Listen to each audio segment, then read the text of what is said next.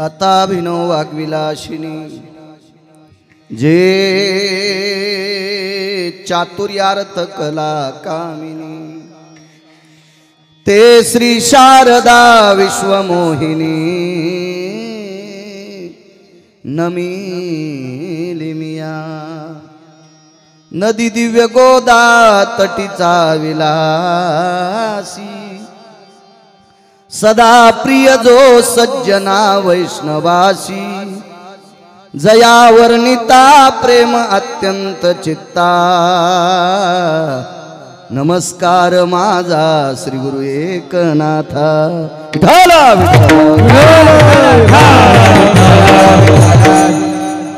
कॅमेऱ्याच्या मागची माणसं इथं बसले तर होते काय तुम्ही वाकू वाकू पाहता जागा आहे चांगली इकडे या पुढे सर का बसा ना तुम्ही 4-5 जण काय कीर्तन करायचा वास येतो का बसा तुम्ही पण बसा ना हो या ना इथं काय कशाला त्या बायाच्या शेकात बसतात इथं या इथं इकडे ते का साधा शेक आहे विठाला विठाला विठाला विठाला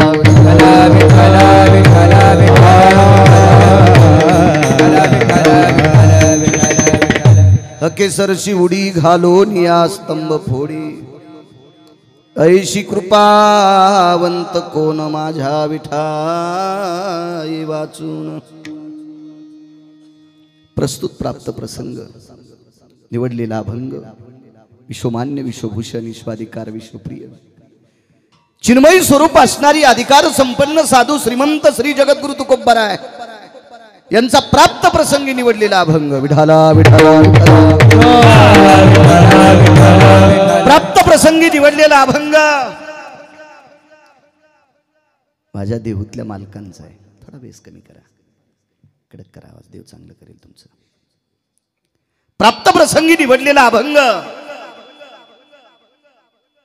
माझ्या देहूतील मालकांचा आहे मालक या अभंगाद्वारे पंढरीतल्या मालकांचा दयाळूपणा सिद्ध करतात काय दयाळू आहे मालक काय कृपाळू आहे काय करुणा गहन आहे काय करुणा सिंधू आहे काय करुणा वात्सल्य आहे किती उपमा देता येतील तेवढ्या उपमा विटेवरच्या मालकाकरता त्या कमी आहेत असा हा दयेचा सागर गुरुजी भक्तांकरता किती पावक आहे याचं मूर्तिमंत प्रकरण आजच्या अभंगाद्वारे माझे देहूतले मालक प्रतिपादित करतात विठाला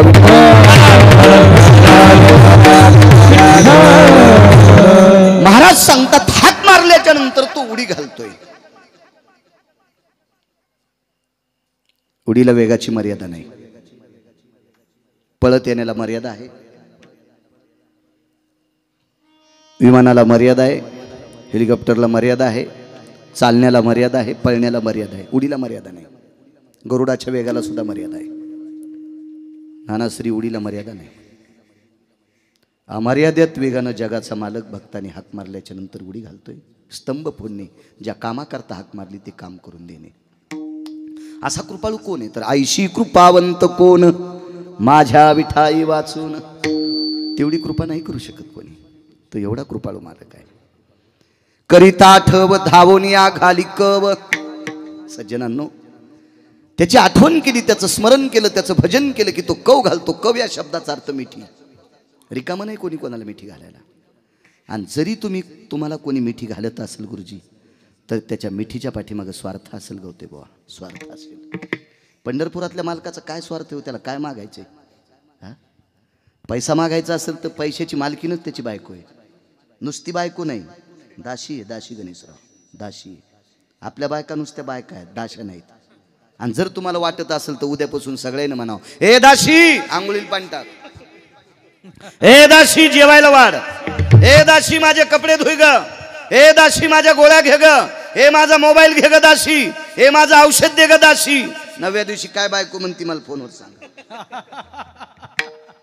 मला माहित नाही तुमचे इतके आखाडेले तुम्हीच म्हणू शकत नाही त्या काय म्हणतात कारण ताकदच नाही तितकं म्हणायची कारण त्या दाशा नाहीत ना त्या फक्त पत्न्या आहेत त्या पत्न्या आहेत पंढरपुरातल्या मालकाची पत्नी अधिक दाशी आहे नुसती दाशी नाही विठ्ठल नुसती दाशी नाही महाराज दास्योत्तशी करण्यासाठी फार दिवस घासावं लागले अभिमान सांडून पांडवा पाय धुवावयाच्या दैवा पात्र झाली अंतःकरणातला फुगीरपणा जाळून टाकला आणि मग विटेवरच्या मालकानं पायाचं दाशवत देऊन टाकलंय. ही पैशाची मालकीन जगाच्या मालकाची पत्नी अधिक दाशी आहे. आणि बायकोकडचे पैसे शक्यतो नवऱ्याला असतीतच. सगळ्यांच्या बायका नवऱ्याकडनं पैसे घेतात पण अडचणीत नवऱ्याला देत असतात. लाखात एखादी येडपट असती ती भावाला देती. अशी ज्याला भेटली असेल त्याचं नशीब तुर्कस्तानच्या पलीकडे झोपलंय असं त्यानं समजायचं.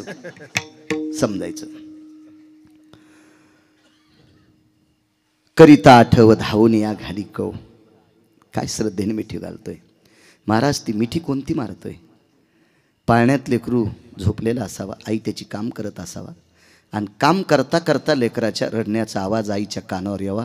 ती इतक्या वेगानं धावत येते आणि त्या पाळण्यातलं रडत असलेलं लेकरू आपल्या हृदयाला लावती, त्याच्या तोंडावर पदर टाकती, चोळीचं बिरडं करती आणि त्याच्या मुखारविंदामध्ये स्तन देती. बाळा 2 तासापासून झोपला होतास रे, तुला किती भूक लागली असेल. इतक्या प्रेमानं आई आपल्या लेकराला हृदयाशी धरती, त्याच्या 1000 पटीनं जगाचा मालक हृदयाला धरतो. धावून या घाली कव. तुका म्हणे गीती गाता नामे द्यावी सायुज्यता. त्याच्या नावाचे पवाडे गायले की सायुज्यता नावाचा मोक्ष तो प्रदान करतो. हा साधा सोपा सरळ अभंगाचा अर्थ. झालं कीर्तन. विठाला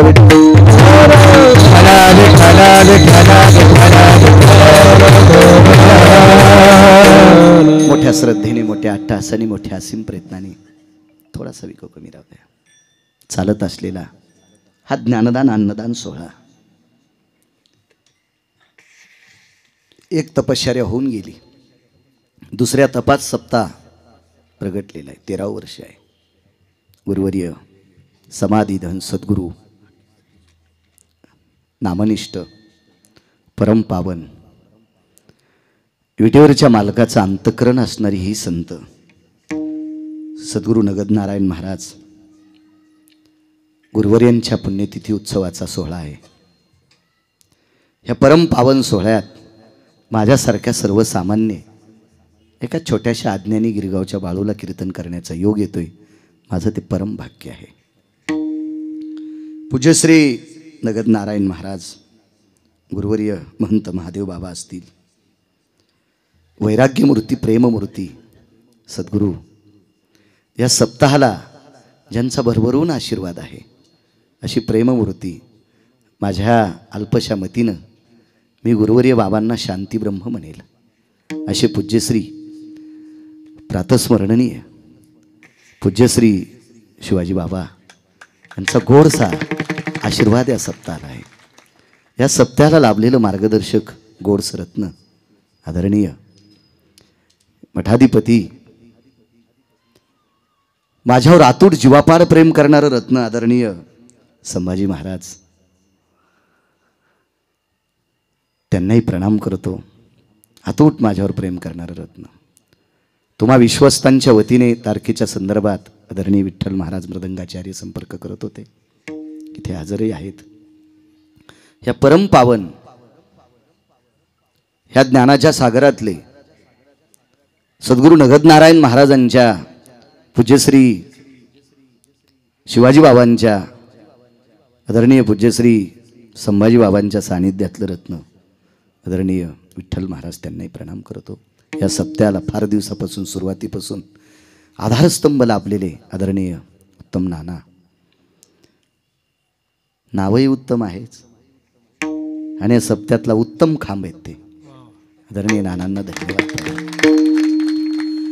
या महाराष्ट्राच्या मातीला आपल्या मराठवाड्याला लाभलेलं गायन क्षेत्रातलं बुलंद तोप आदरणीय यातकरी गुरुजी आहेत. गायन क्षेत्रातलं एक नाविन्यपूर्ण रत्न गानकोकिळा यातकरी गुरुजींना सुद्धा प्रणाम करतोय. तथा त्यांच्यासोबत चाल म्हटलेले आदरणीय बळीरामजी यादव महाराज, गोड आवाजावर त्यांचं प्रभुत्व आहे या परिसरातली बुलंद तोप, महाराजांनाही प्रणाम करतो. हे कमी वयामध्ये या परंपरेला लाभलेले गायन क्षेत्रातलं रत्न आदरणीय हरी महाराज गवते असतील, त्यांनाही थोडंसं प्रणाम करतो. बाजूची महाराज मंडळी आहेत. मस्तक माझा पायावरी या वारकरी संतांच्या. आज ज्यांनी यजमानपद घेतलेलं आहे भगवान समाधीधन सद्गुरू नगदनारायण अशा परमपावन महात्म्यांचे कृपापात्र असलेले या समाधी धनावर ज्यांची अतूट श्रद्धा, प्रेममूर्ती सद्गुरू शांतीब्रह्म शिवाजी बाबावर त्यांची अतूट श्रद्धा आहे, तिथे गोधन आहे. अशा परमपावन गोधनाला काही भागात ढेप, काही भागात पेंड बनतात. असं बऱ्यापैकी चारा ठिकाणी पेंडीचा पुरवतात. असे आदरणीय गणेशजी प्रकाशराव नलवडे, खळेगाव, युवा उद्योजक, ते आजच्या कार्यक्रमाचे यजमान आहेत. गणेशराव, तुम्हाला कोटी कोटी धन्यवाद. तुम्ही एका पवित्र परंपरेमध्ये संलग्न आहात. सज्जनांनो, माणसाला मोठं व्हायचं असेल तर चांगल्याच्या सानिध्यात जावा. माणूस मोठा होत असतो. एरवी बाजरीत जर उंदरं निघले तर गोळ्या टाकून मारतात. एरवी मकेत जर उंदरं निघले तर नाना गोळ्या टाकून मारतात. एरवी गव्हात जर उंदरं निघले तर गोळ्या टाकून मारतात. गुरुजी ऊसात निघले तरी गोळ्या टाकून मारतेच. आणि हाच उंदीर जर गणपतीपाशी गेला तर खव्याचा मोदक खाऊ घालतात. मग उपद्रव करणारा उंदीर जर गणपतीच्या जवळ गेला तर खव्याचा मोदक खातो. पांढरे शुभ्र कपडे घातलेल्या उंदरायनं पण चांगल्या लोकांकडे गेलं पाहिजे, अशी थोडीशी अक्कल ठेवली पाहिजे. विठाला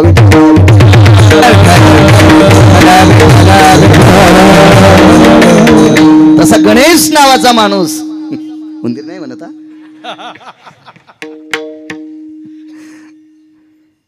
प्रेममूर्ती सद्गुरू शिवाजी बाबांच्या सानिध्यात अतूट त्यांचं सहकार्य तिथे आहे. बाबांवर खूप श्रद्धा आहे. गणेशराव, तुम्हाला धन्यवाद. तुमचे बाबा सुद्धा सोबत आलेले आहेत, त्यांना सुद्धा धन्यवाद देतो. बऱ्यापैकी आल्याच्या नंतर तुमचं स्वागत केलं. बाबांनाही धन्यवाद. शिनूभाऊ बेदरे, गोडसा धन्यवाद तुम्हाला सुद्धा. उपस्थित नाना या मंडळात जेवढी जेवढी आहेत का, बसा. अरे वा, ठाकूर महाराज हे मोठ्या परंपरेतलं रत्न आहे. विडाला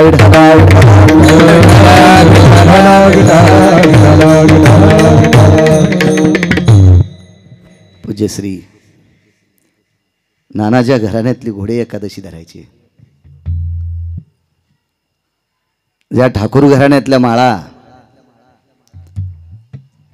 आध्यात्मिक क्षेत्रातल्या आधारीव लोकांना ज्या घराण्यातल्या माळा होत्या, अशा परमपावन घराण्यातलं एक तात्विक सात्विक सदाचारी रत्न आदरणीय आमचे, नाही नाव बी माझ्या लक्षात आहे, हनुमंत महाराज. हो. आदरणीय हरिभक्तीपरायण हनुमंत महाराज ठाकूर बुवा ते सुद्धा आहेत, त्यांना सुद्धा प्रणाम करतो.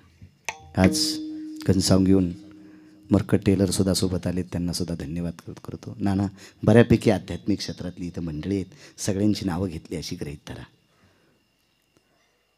क्षमा असावी. सगळ्यांची नावं घेत राहिली तर पहाट होईल, आहे का नाही? म्हणून सगळ्यांची नावं घेतली अशी गृहीत धरा. विठाला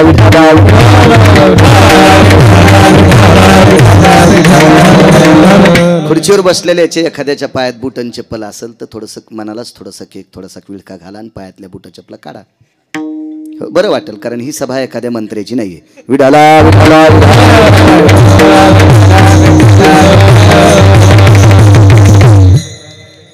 अधिष्ठान दैवत सद्गुरू गजानन महाराजांच्या चरणी साष्टांग दंडवत करतो. या महाराष्ट्राच्या मातीमध्ये ज्ञानोबराय तुकोबरायच्या नंतर जर वारकरी संप्रदायाचं काम कोण करत असेल तर शेगाव संस्थान करते. विठ्ठल पखवाद असेल, विना असेल, पेटी असेल, टाळ असेल, गुरुजी सतरंजी असेल, आजही समाधीतनं महाराष्ट्रभर वारकरी संप्रदायाचं साहित्य पुरवणारं भारतातलं एकमेव संस्थान ते शेगाव संस्थान आहे. अशा परमपावन सद्गुरूंच्या चरणी साष्टांग प्रणिपात करतो आणि माझ्या अभंगावर येतो. विठाला विठ्ठल.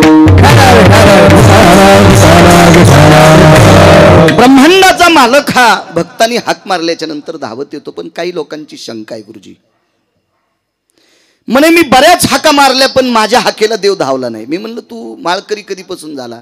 काय नाही म्हणला, चावण गेल्यावर माळ घातली. भडव्या, तू काल परवा माळकरी झाला, हरामखोरा, नालायका, बुजदिला. मागच्या 4-5 वर्षापूर्वी तू माळ घातली आणि देवाला हाक मारल्याच्या नंतर धावत यावा असं म्हणतो. काय माझ्या पंढरीतल्या मालकाच्या गोळ्या संपल्यात का तुझ्या हाकाला धावायला? अहो, 5वीचा विद्यार्थी पुढच्याचं काम करत असताना गणेशराव दर्जा तपासतोय. 5वीचा विद्यार्थी नाना दर्जा तपासतोय, दर्जा हा लायक संपन्न आहे का, आपण याचं काम ऐकावा। 5वीचा विद्यार्थी, 5वीचा वय काय असेल त्याचं कल्पना करा, तो दर्जा तपासतोय। तो विटेवरचा मालक तुमचा आमच्या दर्जा तपासणार कोणाला मालक म्हणत असते? 100-200 एकर जमीन आहे त्याला, 1000-2000 कोटी रुपये ज्याच्या त्याला। मी बोलत असताना तुम्ही मोठ्या श्रद्धेने माझ्याकडे बघता आणि तुम्ही मला बघत असताना, मी बोलत असताना माझ्या वाक्याला दाद देता आणि तुमच्या पवित्र अंतकरणातून मला आशीर्वाद देता। ही जी दळणवळण क्रिया कोणी चालवत असेल ना, तो जगाचा मालक आहे। देखवी ऐकवी एक नारायण, देखवी ऐकवी एक नारायण, याचे भजन चुको नका, दयाचे भजन चुको नको। देखवे ऐकवी एक नारायण, देखवे ऐकवी एक नारायण, देखवे ऐकवी एक नारायण, ऐकवी एक नारायण। दयाचे भजन चुको नको, दयाचे भजन चुको नको। देखवे ऐकवी एक नारायण, देखवे ऐकवी एक नारायण, दयाचे भजन चुको नको, दयाचे भजन चुको नको। देखवे ऐकवी एक नारायण, देखवे ऐकवी एक नारायण।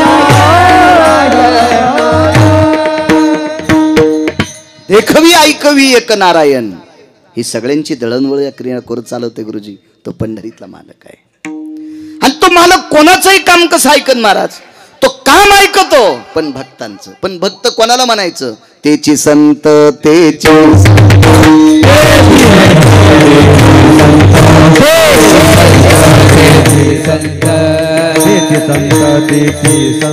ज्यांचा हित विठ्ठली, ज्यांचा हित विठ्ठली, ज्यांचा हित विठ्ठली, ज्यांचा हित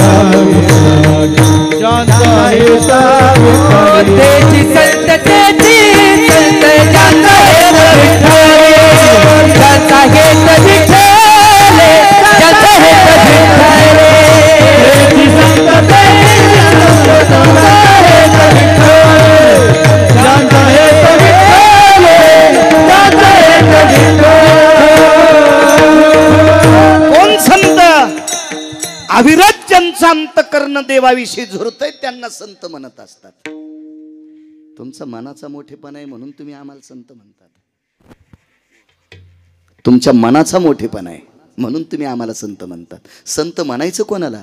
ज्याला पैशाचं स्वप्न सुद्धा पडलं नाही पाहिजे। अशी सापडतेत का तुम्हाला?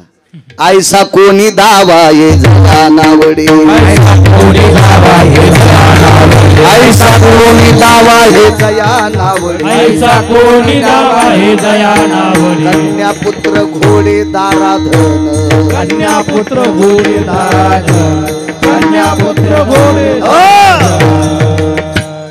सापडा का गणेशराव असा महाराज? ऐसा कोणी दावा हे जया नावडे,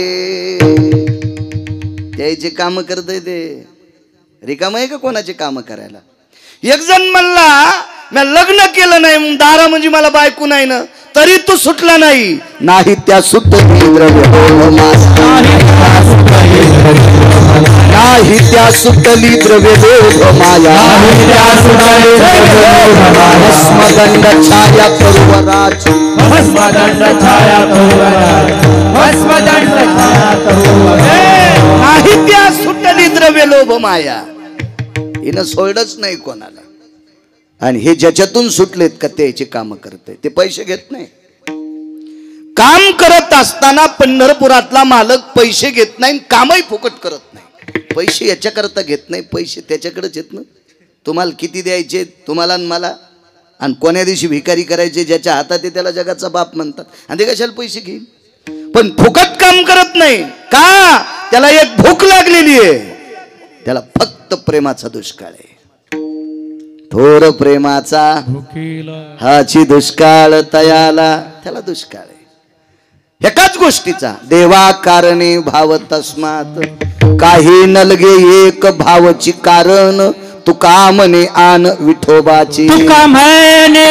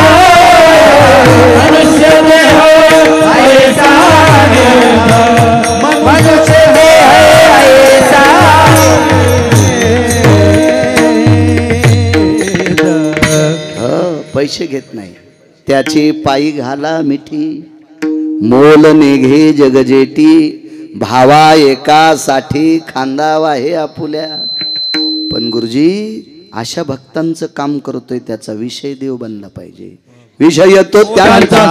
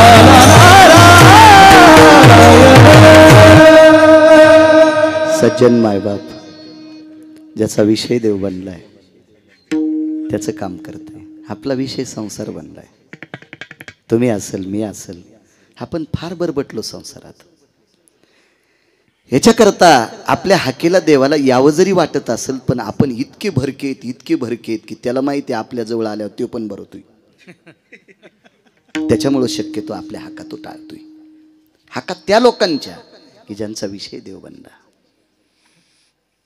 श्रुती नावाची एक पवित्र व्यक्ती माझ्या श्रीमंत श्री जगद्गुरु तुकोबारायकडे आली आणि काय श्रुती आहे गुरुजी श्रुती आहे भगवान तुकोबाराय थोडा आवाज मोठा करा भगवान तुकोबाराय पूज्यश्री तुकोबाराय महाराज तुकोबाराय गुरुवर्य तुकोबाराय जगद्गुरु तुकोबाराय काय श्रुतीने वाक्पुष्प टाकले तुकोबारायवर काय वाक्पुष्प टाकले ते तुकोबाराय होते तुकोबारायांनी श्रुतीला सांगितलं बाई काय गोड बोलतेस गाज काय काम आहे तुझं माझ्याकडे काही नाही महाराज परवाला मी तुमचा अभंग गाथ्यातला वाचला कुठला वाचलास ग हकेसर शिवडी घालून या स्तंभ फोडी तुम्ही म्हणालात की विटेवरचा मालक भक्ताच्या हाकेला धावतोय उडी घालतोय तुकोबारांनी श्रुतीला प्रश्न केला का ग मी जो वाक्य वापरलं याच्यात तुला शंका आहे नाही रसना कीटका भयस्थितो त्वमाम वैष्णवा वाक्य छेदा ती जायते नैवम गिरगावकर लिखितम श्रुती काय म्हणते तुकोबाराय तुमच्यासारख्या वैष्णवांच्या वाक्याला जर छेद मी दिला तर माझ्या जिभेला किडे पडतील. इतकी ताकद वैष्णवात हो. वैष्णव सामान्य ताकद नाही हो. वैष्णव म्हणजे नामधारक. आईशे ब्रह्मवेत्ते अपरंपार. मी तर 4च पाहिले. शुक याज्ञवल्क दत्त कपिल मुनी. इथं अपरंपार सांगितले तरी नये नामधारका बरोबर. इतकी वैष्णवाची ताकद आहे. वाक्य एक नीट लक्षात ठेवा. वैष्णवाला जातीचा संबंध नाही. हो का उत्तम चांडाळ, हो का उत्तम चांडाळ, त्याचे पायी माझे कपाळ, त्याचे पायी माझे कपाळ, त्याचे पायी माझे कपाळ,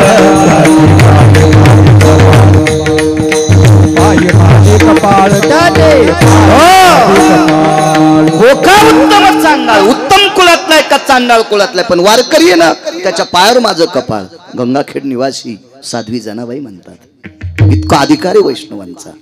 आणि मी तुमच्यासारख्या पूज्यश्री वैष्णवांचा शब्द अमान्य फक्त एक विचारण्यासाठी आले गुरुवर्य की विटेवरचा मालक कोणाच्या हाकेला धावला, हाका मारल्या कोणी आणि तो आलाय कोणाकोणाच्या हाके करता. महाराज ते तुकोबराय होते.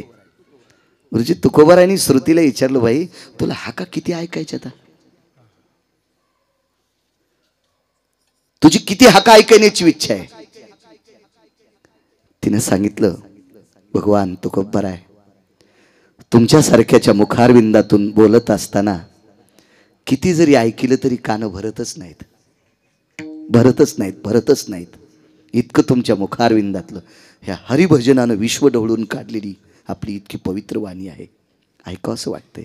तुकोबराय श्रुतीला सांगतात, ऐक. एक पंगत होती नानाश्री. त्या पंक्तीमध्ये डाव्या हाताला 78 लोक बसलेले आहेत. वाढणाऱ्याच्या डाव्या हाताला 78 लोक आहेत गणेशराव, आणि उजव्या हाताला 36 लोक आहेत. 36. आणि एवढ्या लोकांना वाढायला एक स्त्री आहे. बाकीचे पदार्थ कोणी वाढत असेल एखाद्या वेळेस असू शकते, त्याच्यात थोडी शंका येते की एवढ्या लोकांना एक स्त्री कशी वाढेल. म्हणून बाकीची पदार्थ वाढायला पात्र टाकण्यासाठी कोणी असेल, पाणी वाढण्यासाठी कोणी असेल, भाजी वाढण्यासाठी कोणी असेल, पोळी वाढण्यासाठी कोणी असेल, पण भात 78 लोकांना तिनंच वाढला आणि 36 लोकांना तिनेच वाढला.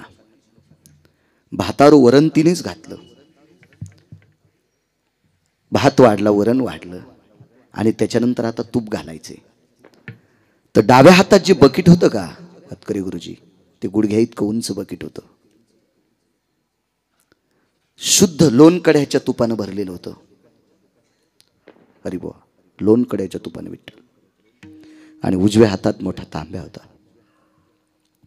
तो तांब्या ती बकेटात बुडवत होती आणि या लोकांच्या भातावर वाढत होती. तिनं सुरुवात 78 लोकांकडनं केली ती.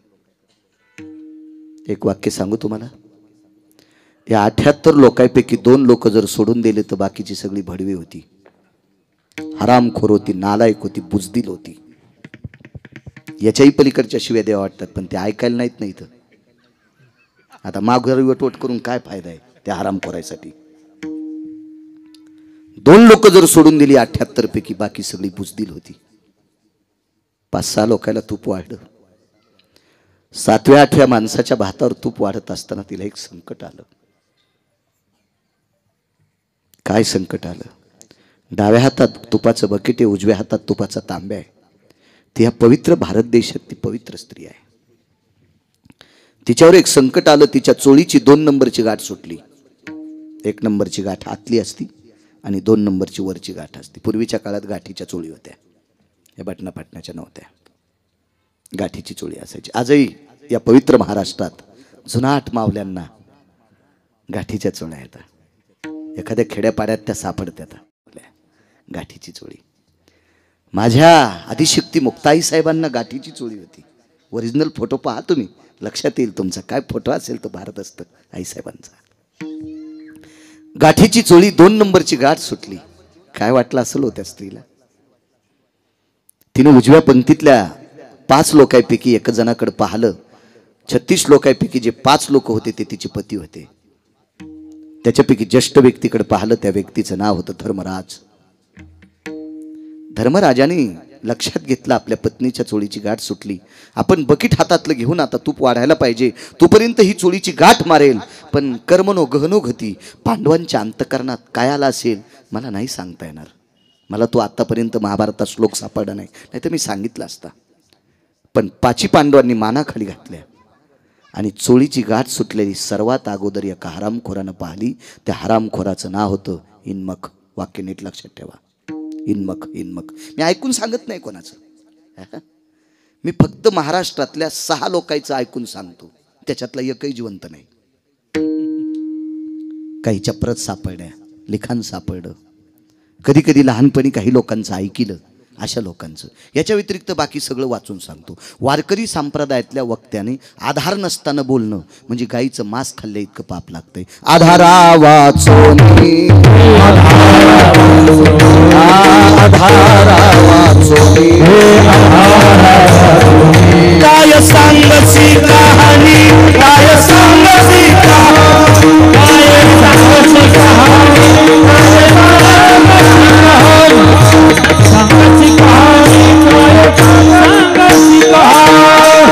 आधार वाचोनी काय सांग शिकाणी. आधार नसताना बोलणं चुकीची गोष्ट आहे. पाहुणी ग्रंथ करावे कीर्तन. इन्मक नावाचा व्यक्ती आहे, अत्यंत पापी आहे, दुराचारी आहे.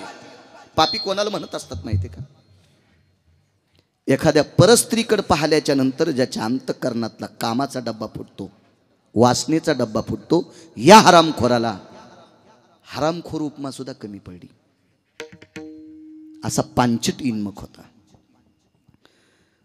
त्या पवित्र स्त्रीच्या चोळीची 2 नंबरची गाठ सुटल्याच्या नंतर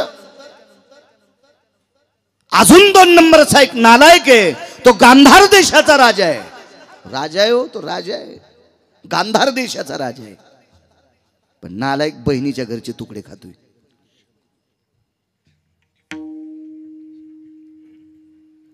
आणि या इन्मक नावाच्या व्यक्तीने, हा केसरची उडी सांगतोय गणेशराव, या इन्मक नावाच्या व्यक्तीने त्या गांधार देशाच्या राजाकडे पाहिलं आणि सांगितलं, राजन देखो भला.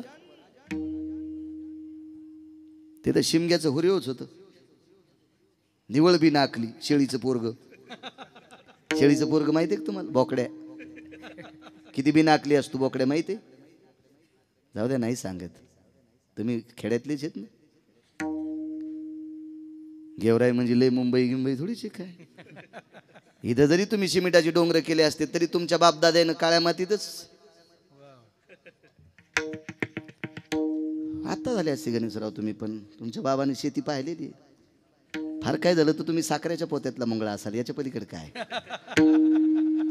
पण बाबांनी ती कष्ट केले तर मानावंच लागेल का नाही. विडाला विडाला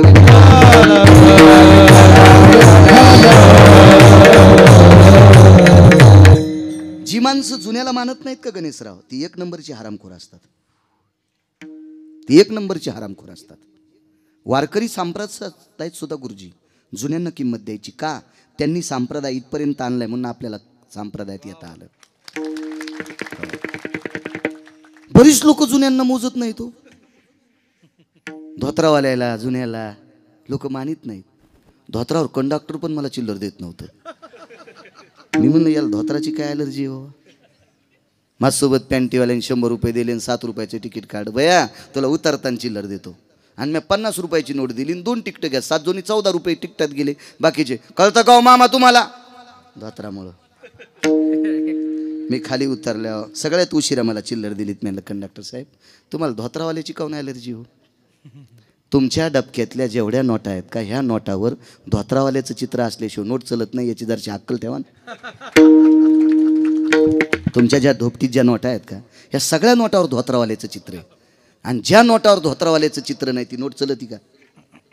धोत्रावाल्याचा नका ना अपमान करू. या धोत्रावाल्यानं 72च्या दुष्काळात 1 टायमाच्याच भाकरी खाल्ल्या आणि पोरायसाठी प्रॉपर्ट्या कमवून ठेवल्या. जिनच्या पॅन्टीवाल्यानं जरा अशी डोके घासा, मागच्याची आठवण ठेवा, त्याने 1 टायमाच्या भाकरी खाल्ल्यात. जुन्या बायकांनी 3 तिघळाचे लुगडे नेसलेत आणि आपल्या लेकराईसाठी प्रॉपर्ट्या कमवल्यात. त्या जुन्यांचा थोडासा विचार करा. करा विचार करा. त्यांनी त्या काळात जमिनी विकून जर मथाऱ्या गोव्याला नेल्या असत्या, त्या जीनच्या पॅन्टीवाल्यानं काय केलं असतं?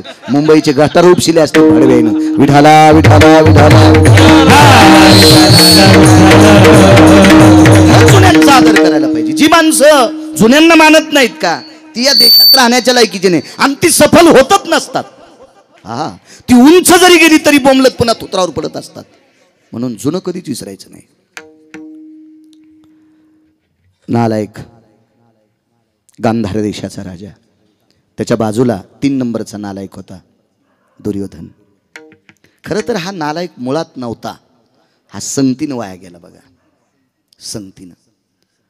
ज्याला मोठं व्हायचं असेल का, आपल्याला जरी नाही चांगला माणूस आपल्याकडे आला तर आपण चांगल्याकडे जायचा. मला त्यांनी सांगितलं तुम्ही बाबांकडे जास्त जात असता. पूज्यश्री प्रेममूर्ती शिवाजी बाबांकडे तुम्ही जास्त जाता. काय कमी पडणार आहे अशा लोकांकडे गेल्याच्या नंतर? काही लोकांना वाटत असेल पैशानं जर मी मोठा असेल, कशानं मोठा असेल, तर पैसे कोणाकडे नाहीत, कोणाकडे नाहीत. अहो, या पोटाची खळगी भरण्यासाठी टोल नाक्यावर टाळ्या वाजणाऱ्याला 7.25 कोटीचा बंगला आहे. 7.25 कोटीचा बंगला आहे. तृतीयपंथी एका व्यक्तीचा 7.25 कोटीचा बंगला. पाहिला ना आपण पकरू महाराज एकदा? बघितला? तेवढा बंगला बांधायला गिरगावच्या बाळ्याला किती यांना द्यावा लागेल? असं काही नसतं गुरुजी. माणूस हा पैसे असले म्हणजे मोठा नाही, माणूस हा विचारानं मोठा असतो. नाही ना ना ना ना ना इचकू नका. विठाला विठाला विठाला. मलाही पंढरपुरातल्या मालकानं पाईप दिलाय, आपली गरिबी नाही. नाही, असं कधीच नाही म्हणलं. चांगले, खूप छान आहे. कॅमेरे चालू आहे, नाही तर सांगितलं बी असतं. विठाला विठाला विठाला विठाला.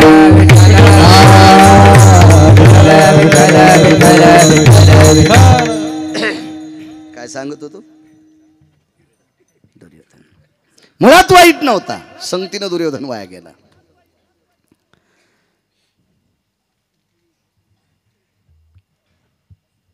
शंभर वर्ष एक महाराज जगला नाना. 100 वर्ष इतका गोड जगला, इतका गोड जगला, इतका गोड. आवाज करावं मोठा, करा मोठा, करा. फुटत नसतं ते. करा करा करा करा. बैल आवताला झानीत असते तर काय त्याला विषय, काय त्याला बैल काय शोकेसमध्ये थोडी मांडायची वस्तू, हेच आवाजाचं साधन आहे. करा आवाज. 100 वर्ष एक साधू जगला, इतकं गोड जगला, इतकं गोड जगला की तिळातल्या 14 भागा इतकं सुद्धा पाप नव्हतं. एका तिळाचे 14 तुकडे करायचे गणेशराव. शेवटचा भाग किती बारीक असेल, दिसू शकतो का डोळ्यानं? तो नाही. तितकं पण पाप नाही, तितकं पण पाप नाही. पण मरता मरता पाणी प्यायची इच्छा झाली. हे पाणी आहे का रे? हळूच कोण आवाज आला. बाजूला कोणी नव्हतं गुरुजी. रस्त्याने एक बाई भाकरी घेऊन जात होती. पर्णकुटीच्या बाजूला रस्ता होता.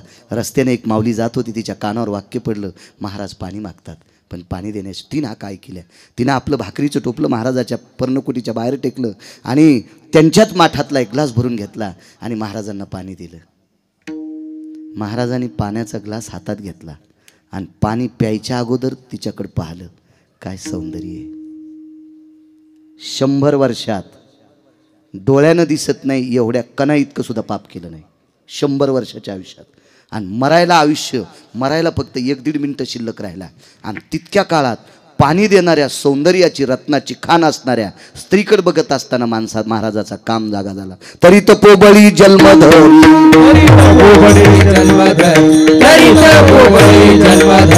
वासनेचा संग होया अंतकाळी,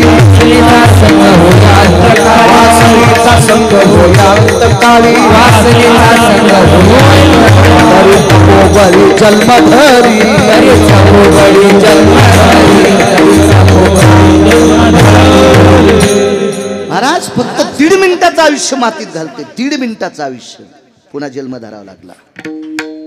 काय विचित्र अवस्था आहे. फक्त संगतीचा. कुसंगे नाडीला साधू जायचा. महाराज संगतीत माणसाचा रास होत असतो, रास होत असतो. म्हणून संगत माणसाच्या जीवनात.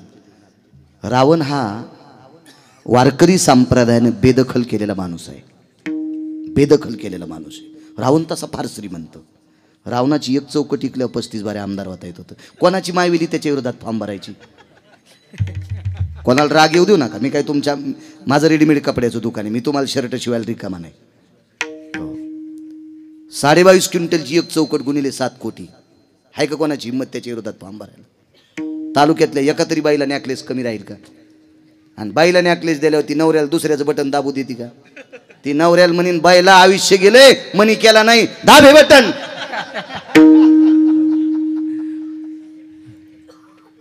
एवढा श्रीमंत रावण पण वारकरी संप्रदायाने बेदखल केला. पण पंढरपुरातल्या मालकाला मारण्यासाठी नाकात दम आलता गणेशराव. कारण का? त्याच्याकडे 127 विद्वान लोक होते. रावण अजिंक्य ठरत होता. अजिंक्य अजिंक्य. फक्त 2 लोकांना नाश केला. एक त्याच्या तुटलेल्या नाकाच्या बहिणीने केला आणि एक त्याच्या भजन करणाऱ्या भावानं केला. म्हणून त्याच्या भजन करणाऱ्या भावाला सुद्धा माझ्या 18 मालकापैकी एका मालकानं मूर्ख उपमा दिली. पण आपण नाही म्हणायचं त्याला मूर्ख. आपण नाही म्हणायचं का? कारण आपल्याला गुरुजी बिभीषणा इतकं गोड भजन करता येत नाही. म्हणून मालकानं म्हणू द्या. मालकांचा अधिकार आहे. मनशी बिभीषण शहाणा परी तो महामूर्ख जाना. म्हणू द्या मालकांनी. पण आपण नाही म्हणायचं का? आपण म्हणण्याची लायकी का नाही? बिभीषणानं भजनाच्या बळावर स्वतःचं घर जळू दिलं नाही. तुका म्हणे अग्नी झाला असे शीतळ प्रतापे सबळ नामाची आग लगी लंका में हलचल मचाई बिभीषण की कुटिया कैसी बचाई रे. एखादा म्हणत असल मी लय कीर्तन करतो त्याच्या धोत्रावर इस्तू टाकायचा आणि धोतर पेटल्यावर म्हणायचं भजन नाही जेव बरं. आखा जळण तू आखा धोतर नाही जितायचं तर घरी जिता येत असतं का त्याला? म्हणून बिभीषणाला मूर्ख आपण म्हणायचं नाही. मालकानं म्हणले. बिभीषणानं त्या तुटलेल्या नाकाच्या बहिणीनं रावण मारला. नाही तर रावणाकडे 127 विद्वान होते. माणूस हा चांगल्यांच्या सानिध्यात गेला की मोठा बनत असतोय. हे खुर्च्यावर बसलेले लोक सुद्धा एकटे मोठे होत नसतील बरं. राग येऊ दे नका बरं. आणि अशी कोणाची हिंमत असेल तर कार्यकर्ते सोबत न घेता एकटा फिर म्हणतो आणि मोठा होऊन दाखव. नाही होत मोठा. नाही होत. नाही होत. त्याच्या सानिध्यातले जीवापाड निष्ठेनं प्रेम करणारे सात्विक लोक त्याच्या सोबत असतात तेव्हा नेता उंच जात असतो. कारण या विश्वातला एकही माणूस स्वतः व्यक्ता देव पण नाही मोठा झाला. आमुचिया भावे तुझा देव आमुचिया भावे तुझा देव आमुचिया भावे तुझा देव आमुचिया भावे तुझा देव एका विसरोनी राहाला एका विसरोनी राहाला एका विसरोनी राहाला हे आमुचिया भावे तुझा देव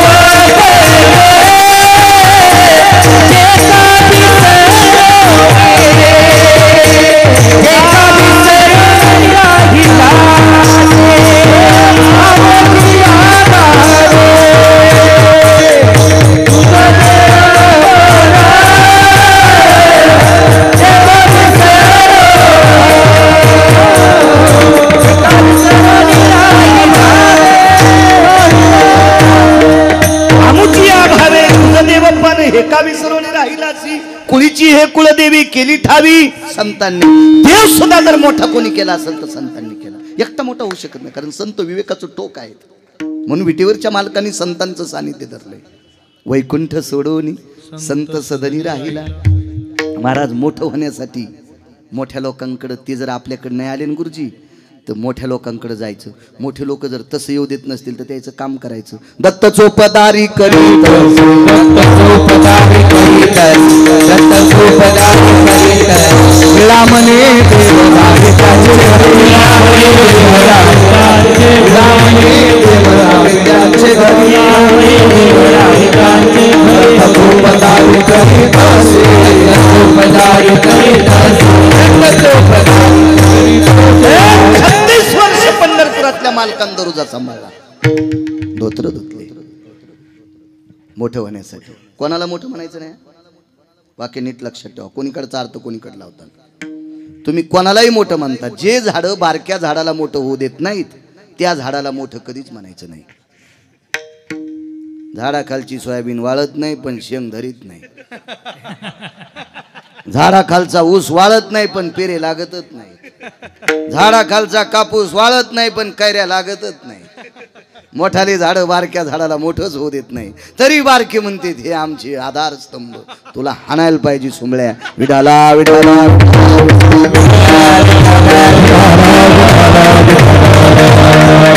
जे झाड आपल्याला मोठं होऊ देत नाही त्या झाडाची सावली पण अंगावर पडू द्यायची नाही, अंग खाजवते.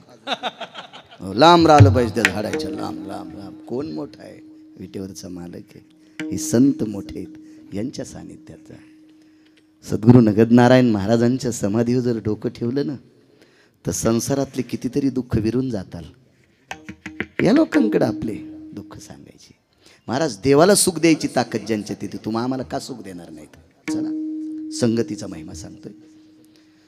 दुर्योधना संगतीनं वाया गेला. त्याच्या मामानी मांडी दाबली, भाषे बुवा तुमच्या वहिनी साहेबांची चोळीची गाठ सुटली. दुर्योधन विवेक संपन्न होता. दुर्योधनानं सांगितलं, मामाश्री भाच्याची पत्नी ही मामाला लेकी समान असते, आणि लेकीची चोळीची गाठ सुटल्यावर बापाला जर आनंद वाटत असेल तर तो बाप असेल का? विवेकाचा डोस दुर्योधनानं मामाला दिलता, पण मामा ऐकण्याच्या मानसिकतेच्या पलीकडचा होता. मामाला डोकं नव्हतं मामाला डोकं नव्हतं. मामानं सांगितलं, नालाय का, अरे घरात तुळशीपत्र ठुले, नालाय का, तुमचं बरं होण्यासाठी तुमच्या घरचे तुकडे खा लागलो, आणि तू विवेकाचे पाडे सांगतो. वाढ म्हण तिला तूप वाढ म्हण. आणि मग दुर्योधन बरसला, वहिनी साहेब वाढा तूप. द्रौपदीच्या लक्षात आलं पतींकडे बघावं, ते मानाखाली घालते. 36 लोकातले 5च उजव्या हाताचे बसले, बाकीचे उठून गेले. त्यांना नको वाटलं.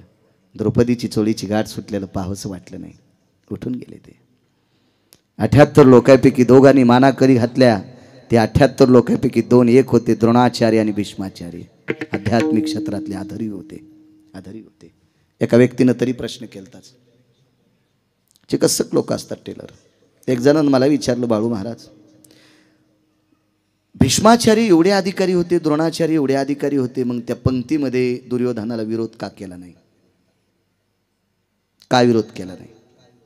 तर मला एक कविता आठवली, फार दिवसापूर्वीची एक कविता होती.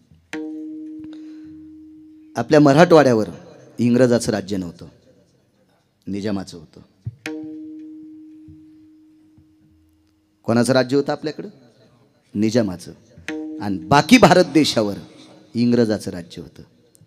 पण इंग्रजामध्ये 3 अधिकारी इतके हरामखोर, त्याच्यातला एक इतका हरामखोर होता की त्यांच्या फौजेमध्ये आपली हिंदूची फौज होती.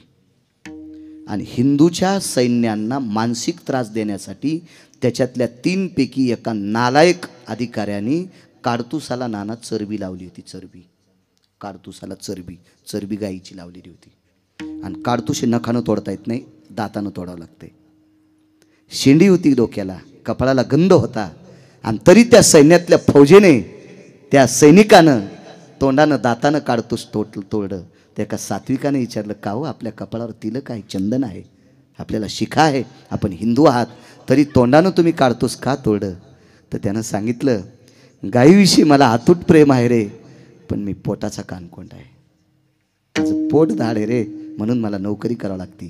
त्या एका कवीनं गोडसं वाक्य केलं होतं, नच उलटे काळीज त्याचे, नच उलटे काळीज त्याचे, परिशरमिंदे अन्नाचे, परिशरमिंदे अन्नाचे.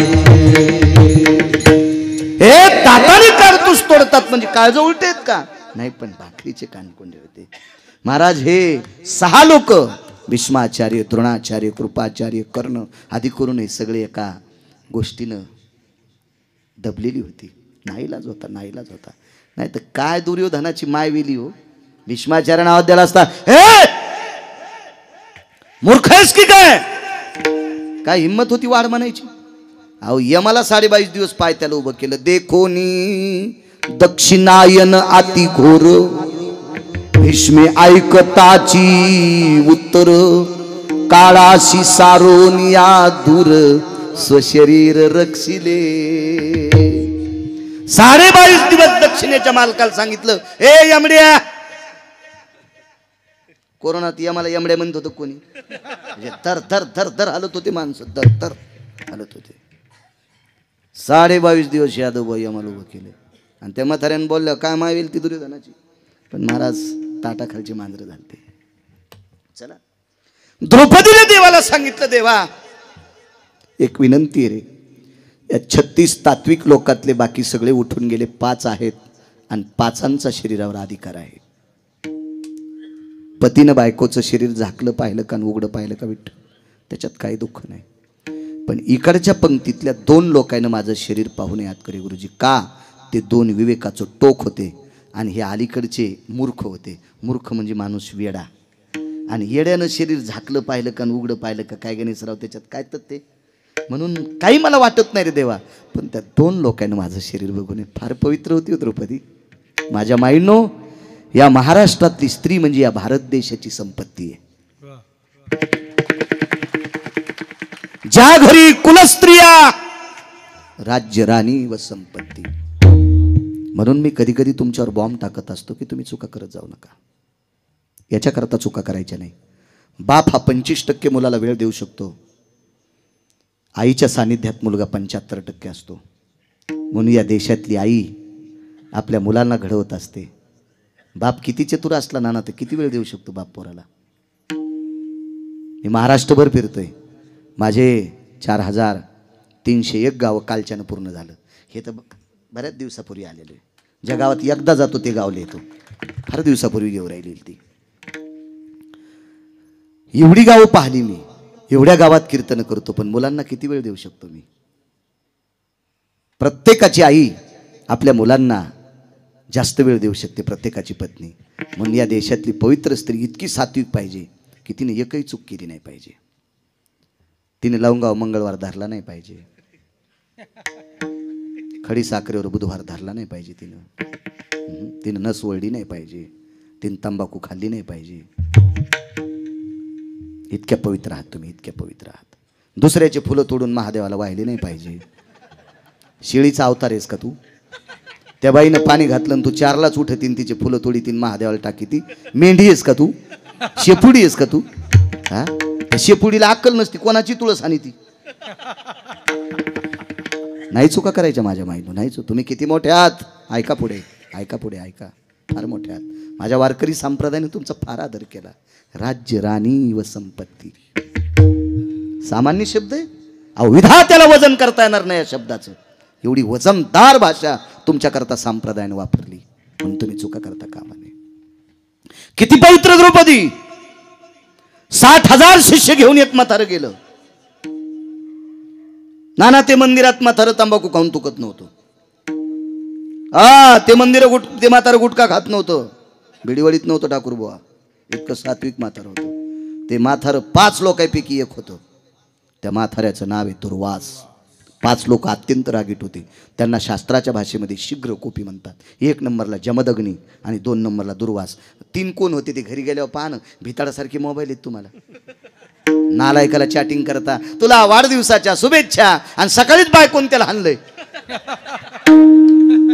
ज्याला बायकोनं थुत्रीत हाणलंय त्याला वाढदिवसाच्या शुभेच्छा देतात. ते लोन जर तुमच्याकडे आलं तर तुमची नाही हाणायची तुम्हाला. मग कोणाला शुभेच्छा देत असतात का नालायकाला? केवढ्याले मोबाईल आहेत तुमच्याकडे, बघा ना त्या मोबाईलवर. बाकीचे 3 कोण होते? माझ्याकडे तर नाही तसा मोबाईल. नाही गुरुजी, पण घ्यायला पैसे आहेत बरं का, पैसे आहेत. मी मोठा मोबाईल घेईन, पण आता 90 वर्ष लुगडं घातलं म्हातारपणी गाऊन कशाला घालू, त्याच्यामुळे नको आपल्याला. विठाला विठाला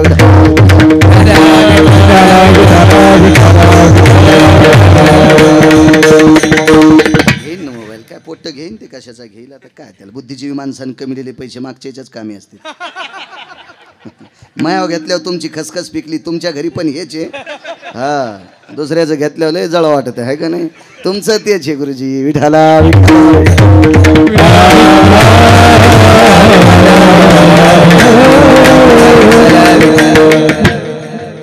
काय सांगू लागलो. दुर्वास नावाची साधू आली.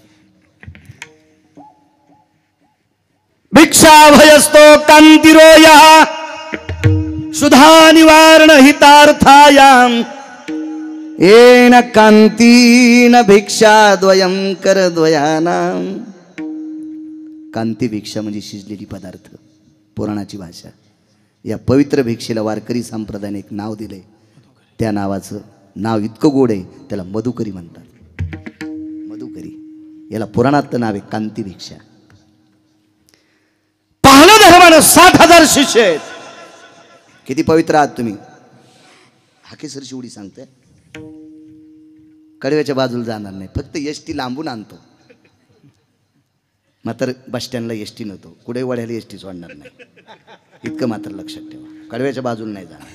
कीर्तन करायला कडवं नाही गोसले की असं समजायचं, चुकून आपल्यात आले. हां, कडव्याच्या बाजूला नाही जायचं. अमूल्य लोकांचा, मूल्यवान लोकांचा, ह्या पवित्र सात्विक सदाचारी लोकांचा वेळ जर वक्ता मातीत घालत असेल तर त्या वक्त्याला कोण्या नरकात टाकावे देवाला पण कळत नाही. विठाला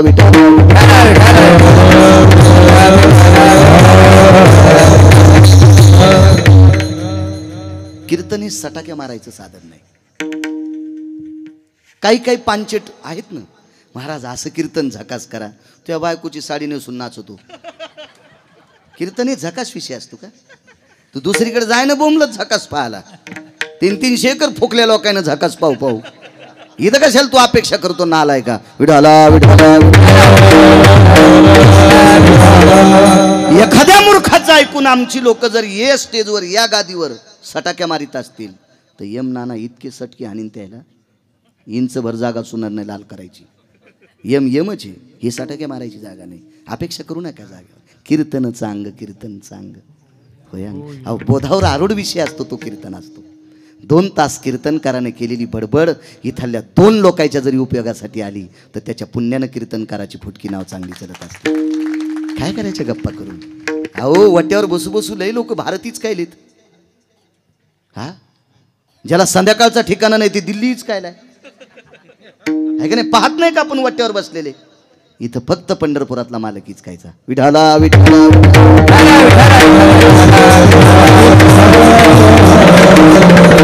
चला, कमी अधिक एखादा शब्द माझ्याही तोंडातून जात असेल, मंडपाला झालर असावी.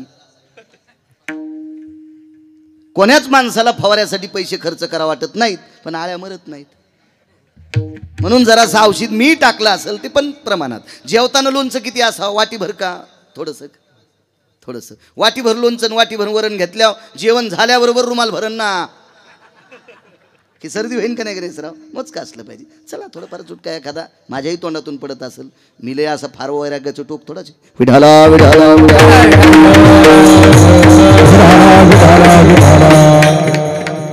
धर्माने मान खाली घातली. द्रौपदीने सांगितलं, मालक त्यांना हो म्हणा. कसं म्हणा ग? कसं जीव घाला? अहो म्हणा, हो म्हणा म्हणा म्हणा म्हणा. ज्याच्या जीवनात बायको सात्विक आहे का त्याला वनवासात पण स्वर्ग आहे. ज्याच्या जीवनात बायको सदाचारी, पुण्यशील, पावन, सात्विक, जंगलात स्वर्ग आहे. जंगलात जंगलात. ज्याच्या जीवनात बायको कर्कश भेटली का त्याला बंगल्यात मसन वाटा आहे. बंगल्यात मसन वाटा, बंगल्यात मसन वाटा. हे वा, पाडून देणाऱ्या घोडीवर बसण्यापेक्षा पायी पायी चाललेलं बरं. हो, लोंबकळलेल्या बोरी खालून जाणाऱ्या घोडीवर बसण्यापेक्षा पायी पायी चाललेलं बरं. वैकुंठवासी बापसाहेब मालक म्हणायचे, आयंदळ घोडीशे पायंदळ भला आणि अवकुसळ बायकोशी रांडका भला. कशा असत आहेत बघा ना, कशा असत आहेत. इथल्या सोडून तिकडे गेल्यावर यायला फोकायचं. दुसऱ्या आणू तरी कुठून? दुसऱ्या कुठून आणू नये, आहे का नाही? आहे का नाही?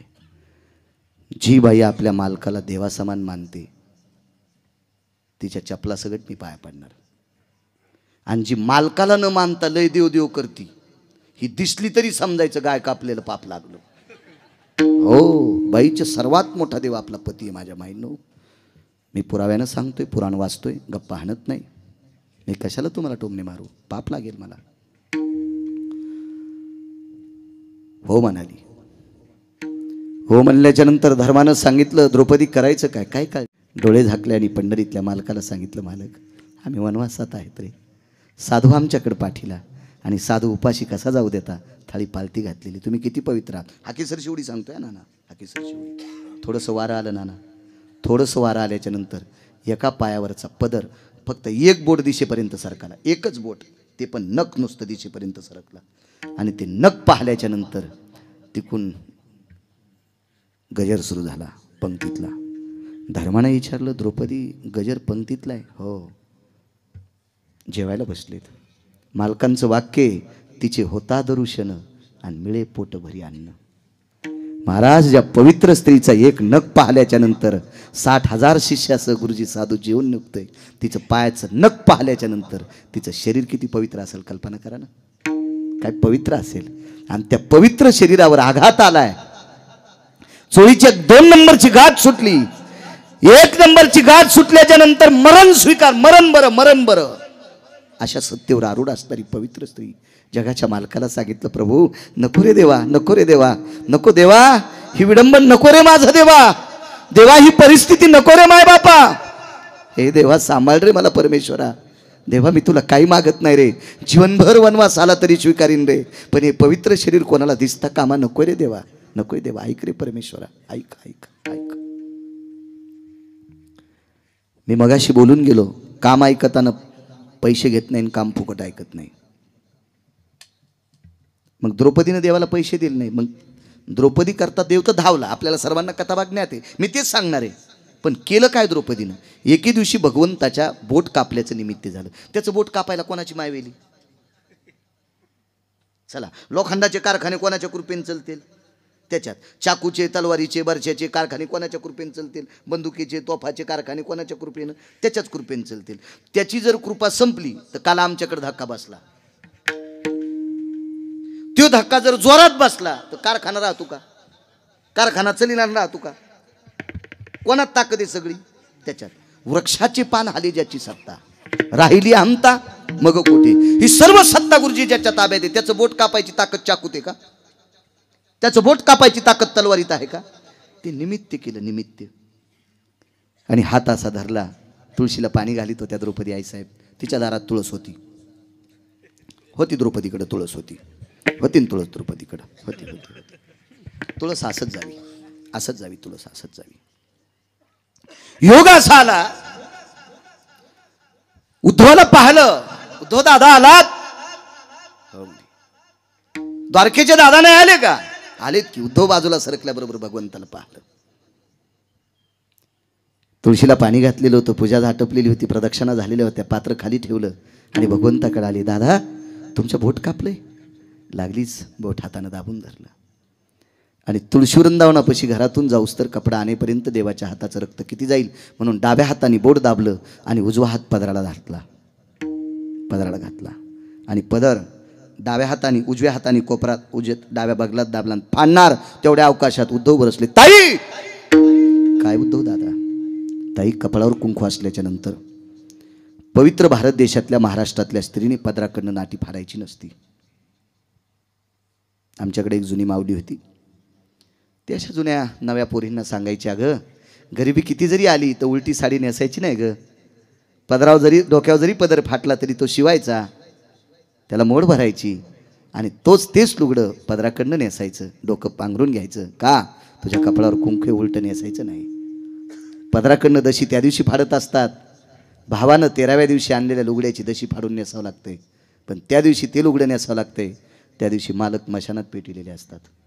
म्हणून उद्धवानं सांगितलं, ताई तू पदराकडनं नाटी फाडतेस? दादा उत्तर नंतर देईल. आणि टहर दिवशी पितांबर फाडला. चिंधी बांधिते द्रौपदी हरीच्या बोटाला, चिंधी बांधिते द्रौपदी हरीच्या बोटाला. एक शपथ पुरावा सुद्धा ऐकला नाही. भर जरी ग पितांबर दिला फाडून, द्रौपदीशी बंधू शोभे नारायण. फाडला पितांबर. द्रौपदीला 9 लोकांनी प्रश्नाला घेरलं. हे द्रौपदी, कपाळावर कुंकू असताना तू पितांबर फाडलास, तुला देव मोठा का पती मोठा? चौकट सामान्य नाही गुरुजी.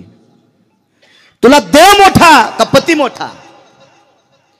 पती जिवंत असताना जर पदराकून नाटी फाडून तू कृष्णाच्या बोटाला बांधली असेल तर तुला देव मोठा आहे, पती लहान आहे. आणि पती जर लहान असेल तुझ्या अंतकरणात तर तू पतिव्रता कसली? पहिला प्रश्न उद्धवाचा. दुसरा प्रश्न श्रुतीचा आहे. हे द्रौपदी माते, सौभाग्यवती स्त्रीला देवापेक्षा पती श्रेष्ठ असावा. शंकर उभेत, पांडुरंग उभेत, गजानन बाबाच्या मंदिरापाशी नवरा उभा आहे आणि इथं त्याची बायको उभी आहे. तिच्या हातात पाण्याची कळशी आहे, तांबे आहे. शंकरानं पाणी मागितलं, पांडुरंगानं पाणी मागितलं. शिवजींना सांगितलं देवा पांडुरंगाला देते तुम्हाला येते, किंवा शिवजीला सांगितलं तुम्हाला देते मग पांडुरंगाला देते. पण या दोघायला पाणी देतात तर तिकून म्हणला ए ग मला तहान लागली. आता तिने कोणाला द्यायचं? पांडुरंगाला, शंकराला? मुळीच नाही. तिने तिच्या नवऱ्याला पाणी द्यायचं. नवऱ्याला पाणी न देता ह्या दोन्ही देवायला देत असेल तर हे दोन्ही देव तिला मानित नाहीत. मानी भ्रताराची बोली आणि धन्य जगी ती माऊली. मालकांचा शब्द आहे महाराज. जी आपल्या मालकांचा शब्द पडू देत नाही हे दोन्ही देव तिला मानतात. मग द्रौपदी सांग तुला देव श्रेष्ठ का पती श्रेष्ठ? तिने सांगितलं पती श्रेष्ठ. मग द्रौपदी तू पतिश्रेष्ठ असं जर तोंडानं म्हणत असशील, आम्हाला तर कृतीत तू पतीच्या विरोधात गेली दिसतेस. कपाळावर कुंकू असताना सरळ सरळ पदर फाडला आणि देवाच्या बोटाला बांधला. तुला देव श्रेष्ठ वाटलाय ना ग? पतीला कुठं मानतेस ती? द्रौपदीने उद्धवाला सांगितलं दादा एक बोलू का रे तुला? श्रुतीनं काही प्रश्न करू दे रे दादा, पण तू माझा भाऊ आहेस रे, मी तुला दादा म्हणते, तू बहिणीच्या विरोधात जाऊ नकोस ना. उद्धवाच्या डोळ्याला टच पाणी आलं आणि सांगितलं ताई माफ कर, पुराणाच्या विरुद्ध वागलेल्या बहिणीला मी मानित नाही. उद्धव सामान्य व्यक्ती नाही, नवविदा भक्तीतलं एक सूत्र आहे. उद्धव नवविदा भक्तीतलं एक सूत्र आहे. श्रुतीने सांगितलं द्रौपदी माते मला प्रश्नाचं उत्तर पाहिजे. ठीक आहे माय ऐक. उद्धव दादा ऐक, श्रुती माते ऐक. मी कपडावर कुंकू असताना नाटी फाडायला नव्हती पाहिजे, पण फाडली तरी पण मी पतीलाच मानते. श्रुती म्हणले शब्दानं सांगू नकोस, त्याचा पुरावा दे. उद्धवानं सांगितलं शब्दानं सांगू नकोस, त्याचा पुरावा दे. कपाळावर कुंकू असताना तू पतीला मानतेस तरी नाटी फाडलीस, तुला देवच श्रेष्ठ आहे, पती श्रेष्ठ नाही. ऐक रे उद्धव दादा ऐक ऐक ऐक. कपाळावर कुंकू असताना पदराकडनं नाटी फाडायला पाहिजे नव्हती, पण या कपाळावर कुंकू किती दिवस ठेवायचे हे ज्याच्या हातात आहे त्याच्यासाठी नाटी फाडी, इतकं लक्षात ठेव. माझ्या कपाळावर सौभाग्याचं कुंकुम किती दिवस ठेवायचे आणि कोण्या दिवशी पुसायचे हे ज्याच्या हातात आहे त्याला जगाचा बाप म्हणतात. मी त्याच्यासाठी पदर फाडलाय, मी आयऱ्या गायऱ्यासाठी फाडला नाही. श्रुती रडत होती, उद्धव रडत होता. काय द्रौपदी मोठी असेल महाराज, या द्रौपदीची आठवण नसेल का त्याला? देवा देवा मी कपाळाच्या मालकाची चिंता न करता तुझ्या करता पदर फाडते रे. श्रुतीला उत्तर द्यावं लागलं, मला 9 लोकांच्या तोंडाला तोंड लावावं लागलं रे देवा. या पवित्र बहिणीची अपेक्षा करणं काहीतरी, याची उपेक्षा का करतोस रे? सांभाळणं शरीर. द्रौपदी किती श्रेष्ठ असेल मला नाही सांगता येणार, पण गणेशराव या महाराष्ट्रातली माझी पवित्र माय ही स्त्री किती श्रीमंत आहे आणि किती शुद्ध आहे एक चरित्र सांगतो तुम्हाला. अल्लाउद्दीन खिलजी नावाचा एक व्यक्ती होऊन गेला. खिलजी एका प्रांतीय राजाच्या पत्नीचं नाव होतं गुरुजी पद्मावती. प्रांतीय राजा होता आणि त्याच्या पत्नीचं नाव होतं पद्मावती. पद्मावती ही पद्मावती इतकी सुंदर होती, इतकी सुंदर होती. अल्लाउद्दीन खिलजीच्या गुमास्त्यानं सांगितलं सरकार ये पद्मावती नामक हिंदू की एक भार्य आहे बोले. आणि त्या गुमास्त्याचं ऐकून तो खिलजी इतका त्याच्या पोटात कामाचा डोंब पेटला आणि तो एके दिवशी स्वारी पद्मावतीच्या नगरापर्यंत आली. त्या नगराच्या बाहेर पालं ठोकली, मुक्काम केला आणि 550 उघड्या तलवारी घेऊन सोबत माणसं घेऊन हा खिलजी पद्मावतीच्या वाड्याकडे धावलेला आहे. महाराज वाड्याच्या मोठ्या वस्तीवर पडवीमध्ये पद्मावतीचे मालक बसलेले. खिलजीकडे पाहिलं, त्या 5-25 तलवारी उघड्या पाहिल्याबरोबर अंतःकरण डबडबलं आणि तो बऱ्याच दूर 200-400 फुटाच्या लांब असताना अंतःकरणाला पीळ पडला. पाठीमाग गेला, डोळ्याच्या कडावल्या झाल्या आणि पत्नीने विचारलं को भवा रुदंती हा, को भवा रुदंती हा. पती आपण कशा करता रडता मालक, कशा करता? खिलजी आलाय. मालक मरणाची भीती वाटते? नाही ग, मला मारणार नाही, मला तो तलवार मारणार नाही, मला कापणार नाही, मला तोडणार नाही, काही नाही, माझी संपत्ती पण घेणार नाही. मग रडता कशा करता? माझ्या पुरुषार्थाची संपत्ती माझी पत्नी आहे आणि हिच्या शरीराचे लचके तोडण्यासाठी तो आलेला आहे. याच्याकरता डोळे रडत नाहीत ग पद्मावती, अंतःकरण रडतंय. महाराज काय पवित्र स्त्री आहे महाराष्ट्राची. त्या पवित्र स्त्रीनं करी गुरुजी पदराच्या कोपऱ्याने नवऱ्याचे डोळे पुसले आणि सांगितलं, मालक तुमच्यासारख्या पुरुषार्थ संपन्न पतीच्या नावानं ललाटावर कुंकू लावते. कोणाची मायवेली या पतिव्रतेला हात लावायची? कोणाची मायवेली? मालकानं सांगितलं, पद्मावती तो फार वितंडवादी आहे ग, तो फार उग्र आहे. त्याच्या अंतःकरणात दयामया नाही, राक्षसापेक्षा तो क्रूर आहे. तो तुझ्या शरीराचे लचके तोडण्यासाठी आलेला आहे. काळजी करू नका मालक, काळजी करू नका. मी तुम्हाला वचन देते, वचन देते. तिनं 2 वाक्य सांगितले होते, ते वाक्य तुम्हाला पुढे सांगतोय. थोडंसं दमदारा. मालक फक्त 10-5 मिनिटापुरती खिलजीला तिथे पडवीमध्ये वसरीमध्ये त्याला थोडं स्थिर करा.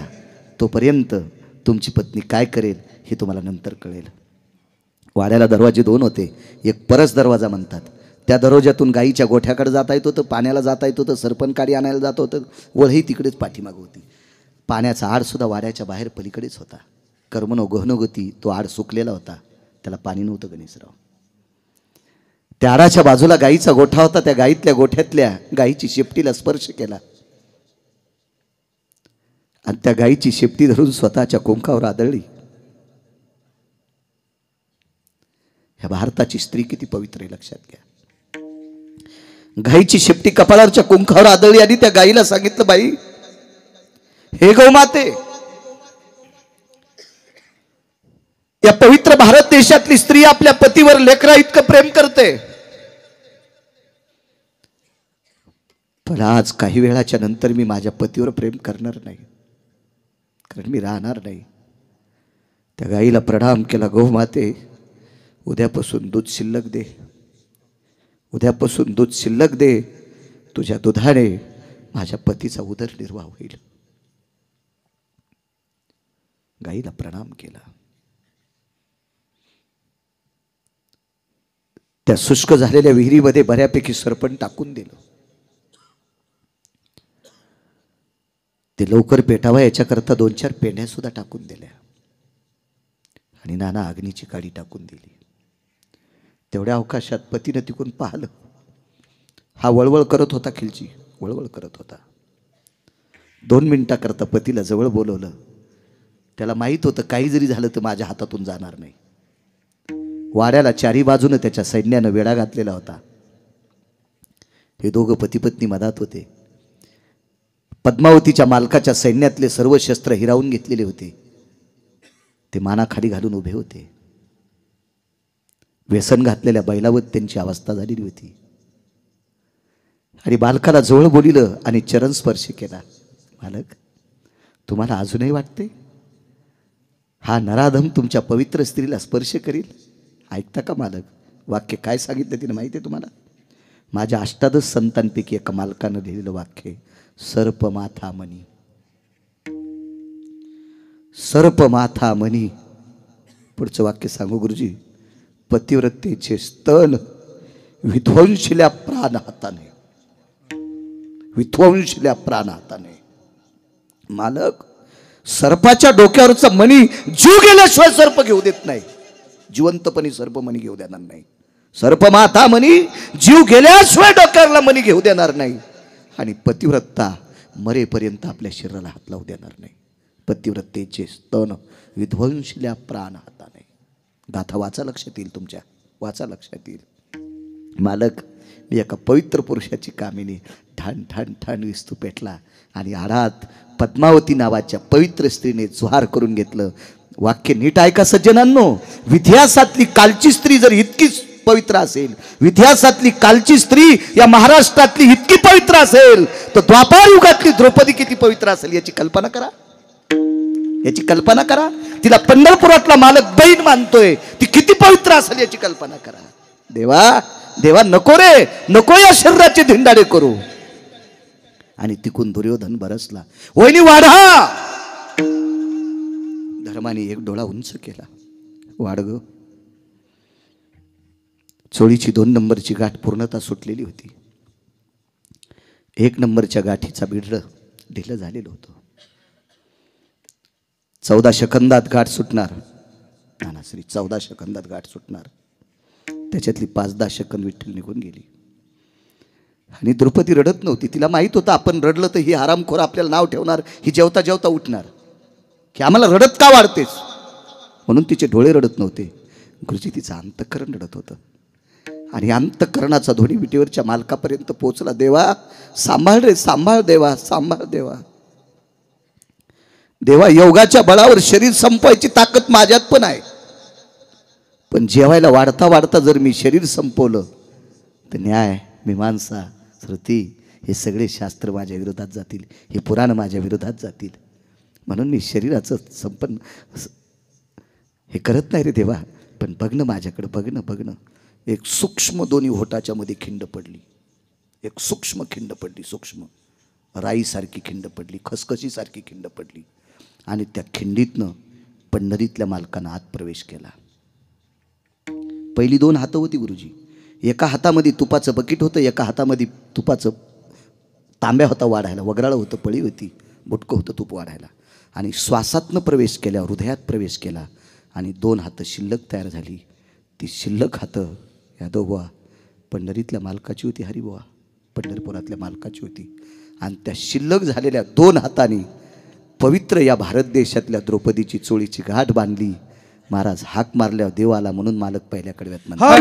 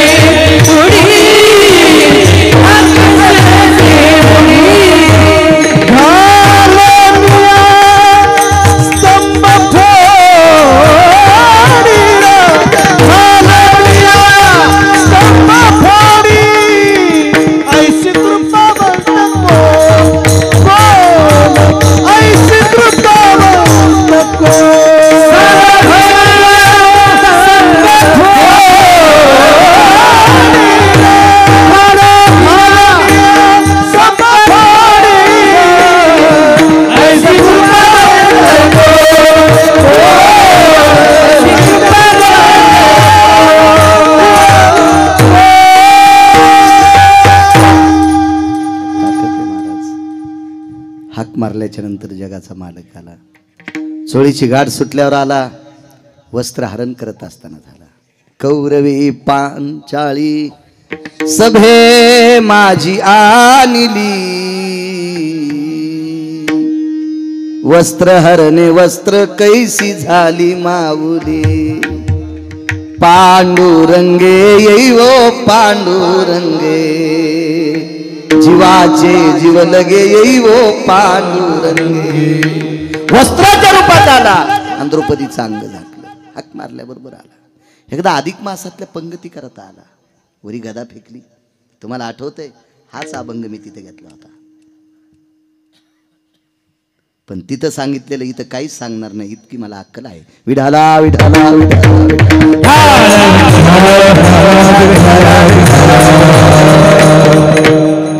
मेमरी कार्ड चांगले नाना माझं, म्हणून तर मी मोबाईल साधा वापरितो. याला शिव्या पाठ आहेत 250 लोकांनी दिलेले. ऐकू ऐकू 6 शिव्या ऐकली की पाठ होती, डिलीट होतच नाही.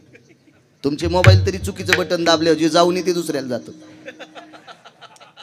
ह्याच्यातलं काय जाणार आहे, डिलीट होतच नाही. गाणे पाठ आहेत 450. ट्रॅक्टरचे मुंडके जोरात गाडत येत ते उसावली ट्रॅक्टर. मेमरी कार्डच आहे ते. हकेसरची उडी.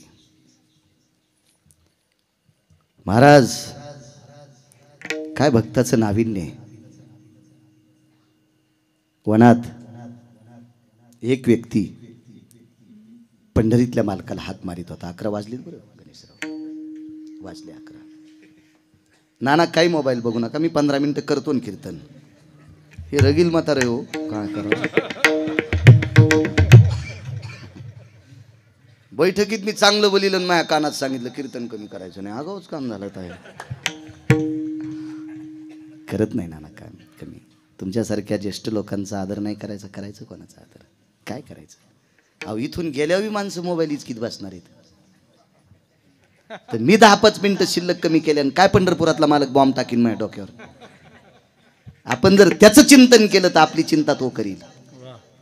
तुझी चिंता त्याशी सर्व आहे. एवढ्या मोठ्या सात्विकपणात तुम्ही अमूल्य वेळ खर्च करून आलेली श्रोते जनार्दन, तुम्ही कथा कीर्तनातला श्रोता हा 700 वर्षापूर्वी माझ्या आळंदीतल्या मालकाने बहाल केला शंकर म्हणून. प्रभू तुम्ही महेशाची मूर्ती. एक मुद्दा मांडतो. देव काम हाक ऐकत असताना जात पाहत नाही, पंथ पाहत नाही, कुळ पाहत नाही, रूप पाहत नाही, संपत्ती पाहत नाही, फक्त त्याचा दर्जा पाहतो. देवाकारणे भाव तस्मात. सात्विक लोकांच्या हाकेला तो धावतोय. महाराज 7व्या अवतारात भिल्लाच्या कुळात जन्माला आलेली पोरगी शबरी तिच्या हाकेला धावला. एका कालखंडात राक्षसाच्या पोटी जन्माला आलेलं पोरग त्याच्याकरता धावला. भक्त प्रल्हाद. नाम प्रल्हाद उच्चारी तया सोडवी नरहरी, उचलो निघे तकडेवरी भक्ती सुखे नाला. हे चरित्र सांगितलं होतं मी तिथं, लक्षात आहे. मी मोहाच्या झाडाचं चरित्र सांगितलं होतं. कारण हिरण्यकश्यपूला भक्त प्रल्हादाने हाक मारल्यावर हिरण्यकश्यपू मारला, चिरून मारला, विठ्ठल चिरून मारला. तर नालायकाचं रक्त विषारी असते. देवानं हात झटकिल्यावर 3 ठिकाणी रक्त पडलं. हिवराच्या झाडावर पडलं, सज्जने वाळिली. हिवराची दाट सावली, पण सज्जनानं का विज्ञान सुद्धा सांगते. हिवराचं लाकूड चुलीत टाकल्याच्या नंतर त्याचा धूर डोळ्यात आणि नाकात जर गेला, तोंडात गेला, तर शरीरामधल्या रोगप्रतिकारक शक्ती जाळून टाकते. म्हणून हवनकुंडात ते वापरत नसतात. काय शास्त्र गोडे हो. विज्ञान आता सांगत असेल, शास्त्र त्या काळात सांगते. पण आपलं काय झालं, घरच्याचा इटन शेजाऱ्याचा भांगनीट. आपल्याला सवयच लागली. आता आपल्या बायका महादेवाला पाणी घालायला आता इतक्या पाणी घालायला की माणसाला पाया पण पडू देईन. हो, पुढची नाही उठल्यावर तिच्या मुंडक्यात तांब्या हाणलाय का बाईनं. पोलीस स्टेशन पोचतोर भांडणं. इतका महादेवाला ओलं करायला. त्याला सर्दी झाल्यावर कसं होईल. कधी लागल्यात गुरुजी या कामाला? आता. यांची डोके कुठे होती याच्या अगोदर? वारकरी संप्रदायातल्या लोकांचं तुम्हाला ऐका वाटत नाही? 700 वर्षापूर्वी एक माझ्या मालकानं लिहिलं, एक पसा पाणी, एक पसा पाणी, एक बिलवदळ. संत शिरोमणी नामदेवरायनं गुरुजी 700 वर्षापूर्वी लिहिले. 700 वर्षापूर्वी. यायला गाथा कुठं वाचा वाटते? हे असंच वाची. त्यान बेल वाया गेले ग बाय बाय, तिकडच घसरून मेले. उलथी नाही वाचीस का? काही वाचायली आपलं यालाची बेलाला शिमग्याच्या तेलाला. गाथा वाचव, ज्ञानेश्वरी वाचव, गीता वाचव, काही भरडायचं आपलं. काही माझं कीर्तन झाल्यावर एक जणाचं भजन ठेवलं. एक जणाचं नाही, एक जणीचं भजन ठेवलं. बायकांनी भजन करू नका असं मी म्हणत नाही. मला पाप लागेल. करा महिलांनी भजन, तुम्ही तुमच्यात करा. तुमची पवित्रता सांगितली ना म्या.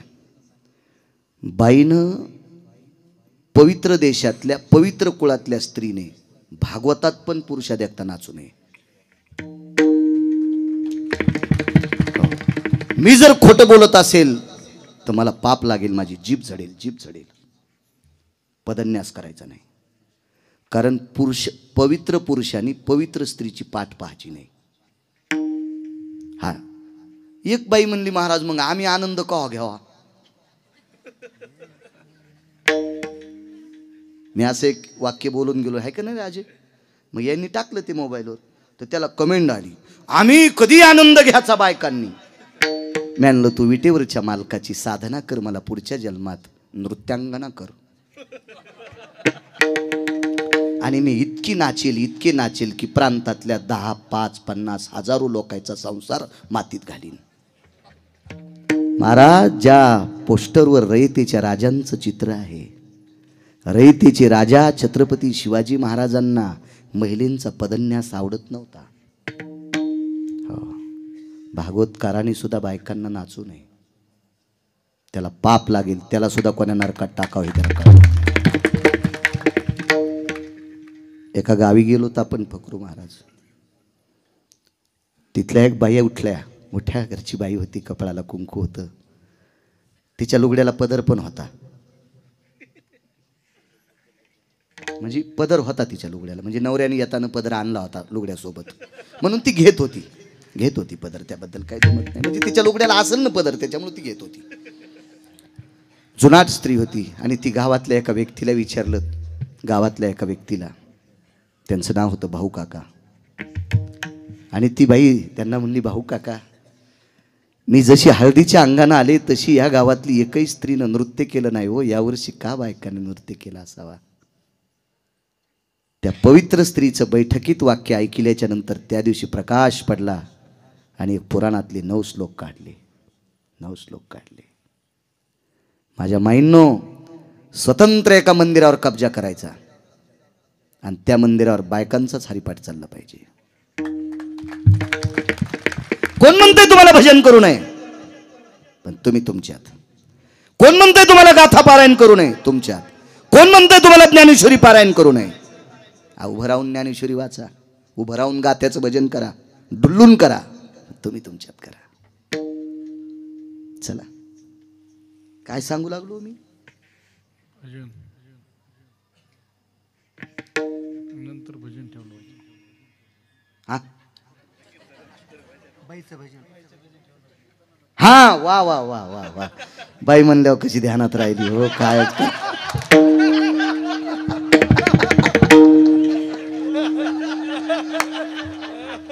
तेव्हा कीर्तनकारापाशी खरं बोललं तरी बॉम्ब पडते. भजन ठेवलं गुरुजी, म्हणलं आता ऐकावं आपण भजन. मला श्वासाचा आजार असल्यामुळे अगोदर जेवता येत नाही. आम्ही त्या पिवळ्याच्या व्यापाऱ्यांकडे बसलो होतो. हो ना, मग पिवळे सोन्याचीच व्यापारी ते, लोखंडाच्या थोडं पिवळं म्हणतात. कायच करावं, माया गोळ्या संपल्या का काय राजू, काय आगाव धंदानाथ आहे का पावर. त्यांनी बऱ्यापैकी बरंच आणलं होतं, ते दाबलेले उमरं, त्याला अंजीर म्हणतात का, ते वाकड्या तोंडाचे ते काजू. मी आपलं शेंगदाण्यालाच काजू म्हणून खात असतो. कशाला मानावे ते म्हणी समाधान, कशाला आगावपणा करायचं आहे का नाही. ते पाहायला भेटलं आपल्याला, तर मी म्हणलं नको, गणेशरावकडे जेवायला जायचं, त्याला बी जीव दिलं नाही, म्हणलं नंतर जीव आपण.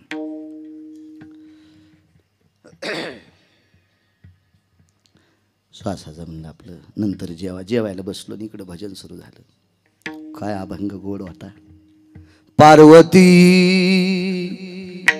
पार्वती महादेव संन्यासी कसा झाला गणपती.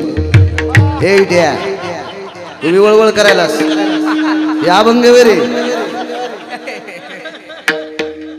दुधन भाकरी होती हो, ती दुधन भाकरीचा गुळणाच बाहेर आला. अरे बाप रे, म्हणलो कोण्याच गाथ्यात अभंग असेल बाबा ते. नक्की ब्रह्मदेवाची चुलती असेल म्हणलं बाबा. हिला इतकं शास्त्र कळालंय, कसा झाला गणपती. नका माझ्या माईंनो गाथा वाचा, ज्ञानेश्वरी वाचा, गीता वाचा. उपास माझ्या ज्ञानोबाराय तुकोबाराने सांगितलेली धरा. एक सांगू सज्जनांनो, या पवित्र महाराष्ट्रातली स्त्री पुरुषासारखं व्यसन करत नाही. तरी पण तुम्ही सात्विक, तात्विक, सदाचारी, माझ्यापेक्षा कितीतरी वर्ग शिकलेली माणसं आहात. मी जालना हॉस्पिटलला जात असतो उशे साहेबांकडं. त्यांच्या धर्मपत्नी गायनिक आहेत, प्रसूती तज्ज्ञ आहेत. मी एके दिवशी